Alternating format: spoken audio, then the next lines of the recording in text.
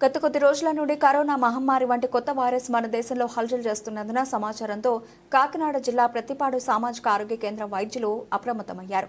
అందులో భాగంగా ఆసుపత్రి సూపరింటెండెంట్ డాక్టర్ సౌమ్య మైకేల్ నేతృత్వంలో ఆసుపత్రి సిబ్బందిని అన్ని వేళలా అప్రమత్తంగా ఉండాలని ఆమె పిలుపు. గతంలో కరోనా మహమ్మారి వంటి వైరస్ వల్ల ఎందరో ప్రాణాలను వదిలిన అనుభవం చవిచూసి ఉన్నామని, ఆ అనుభవాలను దృష్టిలో ఉంచుకుని ఆసుపత్రిలో ఉన్న ఆధునిక పరికరాలను అన్నింటినీ అందుబాటులో ఉండే విధంగా సిద్ధం చేయాలని సూపరింటెండెంట్ సౌమ్య మైకేల్ సిహెచ్సి సిబ్బందికి సూచించారు.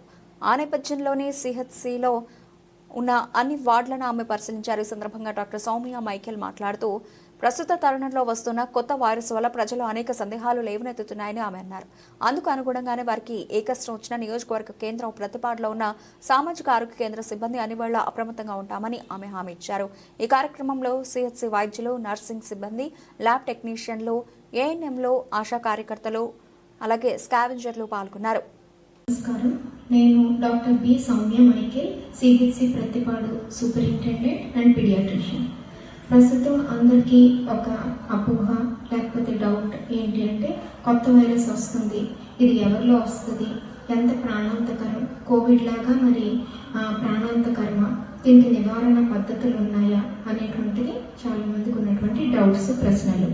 మరి ప్రస్తుతం మనం అందరం వింటున్నటువంటి వైరస్ HMPV అంటే హ్యూమన్ మెటాన్యూమో వైరస్. ఇది చైనాలో ప్రస్తుతం రిపోర్ట్ అవటం మనకు తెలుసు. అలాగే అక్కడ కొంతమంది ప్రాణాలు పోయినాయి అనేటువంటి వార్తలు విన్నాం. అయితే HMPV వైరస్ కూడా ఒక వైరల్ ఇన్ఫెక్షన్. ఇది కూడా ఊపిరితిత్తుల్ని ఇన్ఫెక్ట్ చేసేటువంటి రెస్పిరేటరీ ఇల్నెస్. అయితే దీని సిమ్టమ్స్ ఏంటి అంటే దగ్గు, జలుబు, జ్వరము, నీరసం.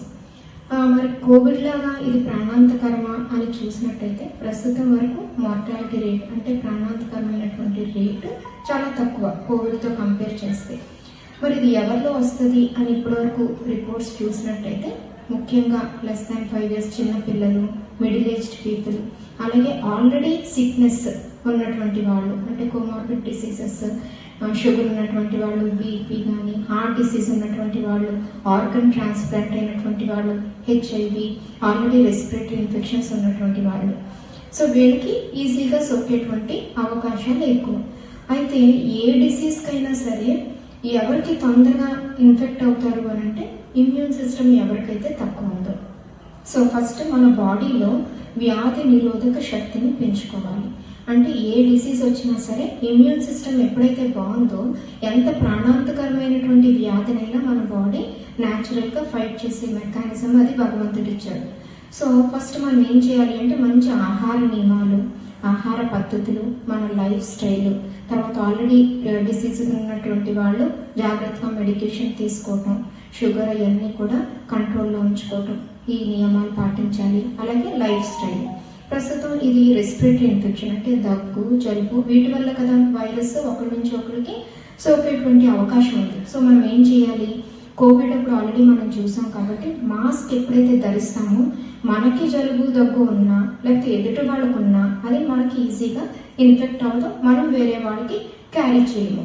సో ఫస్ట్ మాస్క్ అందరూ కూడా ధరించడం ఎంతైనా మంచిది. అట్లాగే ఎక్కువ జనాలు ఉండేటువంటి ప్లేసెస్ అవి మనం కొంచెం తగ్గించుకుంటే, ఎయిరీ ప్లేసెస్ అంటే ఎక్కువ ఎయిర్ ఎప్పుడైతే ఉంటుందో మనం కంజెస్టెడ్గా అందరం పీపుల్ లేకుండా ఉంటామో అక్కడ వైరస్ని మనం తగ్గించుకోవచ్చు.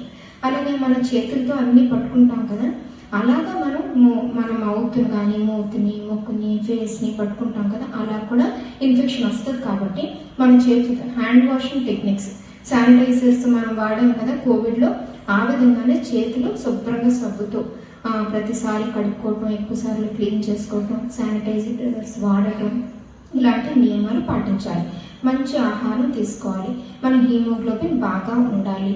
అట్లాగే ఎక్కువ ఫ్లూయిడ్స్ తీసుకోవాలి. రోజుకి మన బాడీలో ఎంతైతే వాటర్ మినిమం తీసుకోవాలో ఫ్లూయిడ్స్ మినిమం 2 to 3 liters కంపల్సరీగా తీసుకోవాలి రోజులో. అప్పుడు మన బాడీలో అక్యుములేట్ అయినటువంటి వేస్ట్ మెటీరియల్ యూరిన్ ద్వారా, మోషన్ ద్వారా బయటకు వెళ్తుంది. అలాగే లంగ్ ఇన్ఫెక్షన్స్ ఉన్నటువంటి వాళ్ళు జాగ్రత్తగా డాక్టర్ దగ్గర ఆల్రెడీ మీరు వాడుతున్నటువంటి మందులు వాడండి. తర్వాత కోవిడ్ అప్పుడు ఏంటంటే అది సడన్గా వచ్చినటువంటి వైరల్ ఇన్ఫెక్షన్, మనకు అంత ప్రిపేర్డ్నెస్ లేదు, ఎందుకంటే అది మనకు కొత్త వైరస్ కాబట్టి. కానీ ఇప్పుడు గవర్నమెంట్ ఆల్రెడీ చైనాలో రిపోర్ట్ అయిన కేసెస్ని పరిగణించుకుని గవర్నమెంట్ హాస్పిటల్స్ అందరికీ కూడా మాకు ఆల్రెడీ మీటింగ్స్ కండక్ట్ చేయడం, ప్రిపేర్డ్నెస్ స్టార్ట్ చేసింది. ఆల్రెడీ ప్రతి హాస్పిటల్లో ఐసోలేషన్ వార్డు, దానికి సంబంధించినటువంటి బెడ్స్, అలాగే పిఎస్ఏ ప్లాంట్స్, అంటే మన ఎయిర్లోంచి ఆక్సిజన్ లాక్కుని ఎన్నో లీటర్స్ ఎంత కావాలంటే ఎంత మందికైనా అవసరమయ్యేటువంటి ఆక్సిజన్ ప్లాంట్స్ ఉన్నాయా లేదా మానిటరింగ్స్ కండక్ట్ చేస్తుంది.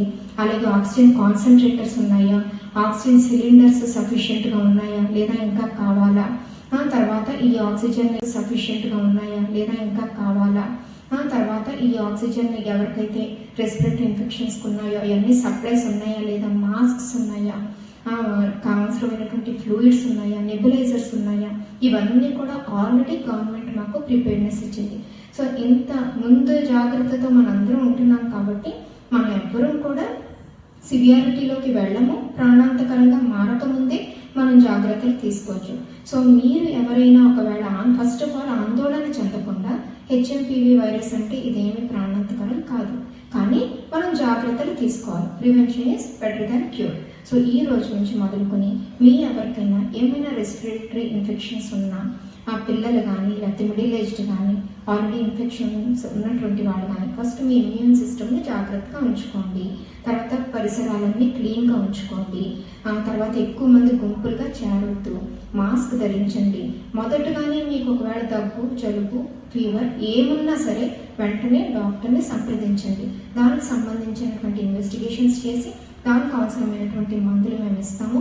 అందుకు మీరు ఎవరు ఆందోళన చెందకూడదని, కోవిడ్ అంత ప్రాణాంతకరంగా ఇక మారకముందే మనం ఇంత ముందు ప్రిపేర్నెస్తో ఉన్నాం కాబట్టి మనందరం కూడా సేఫ్గా దీన్ని కూడా ఫైట్ చేయగలమని, మన ఇమ్యూన్ సిస్టమ్ అంతా కూడా డెవలప్ చేసుకోవాలని కోరుకుంటూ